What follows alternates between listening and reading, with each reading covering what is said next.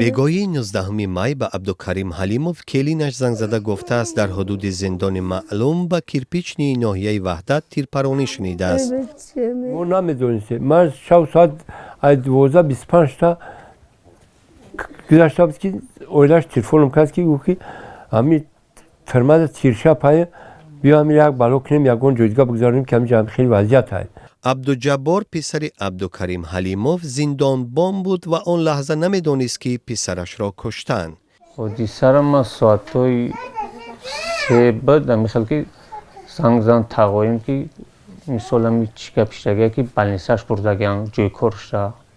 ҷасади майёр Абдуҷаббор Ҳалимовро 20 май дар зодгоҳаш ноҳияи Муъминобод ба хок супориданд. Наздикони ин афсари маити 36 сола ба радиои Озодӣ гуфтанд, ӯ кор дар зиндонро намеписандид. Гуфтам ки хеле хайб ҳаминҷа уқа чӣ нест, ман бояд ягон ҷойгоҳ бигзарам. аз Абдуҷаббор Ҳалимов 3 фарзанд ятим мондааст. падари ӯ ба мақомоти нозири зиндонҳо суол дорад. خیلی گپ زنه بچه‌م. همونجا امو همش هم خیلی آدمن. چی در کنم رو برآوردن نماز خونی امو چی در کار بزنم.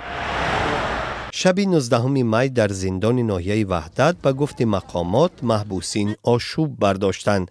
در این اشوب 3 افسر و 29 زندانی کشته شد. مقامات گفتند زندانی ها می‌خواستند فرار کنند.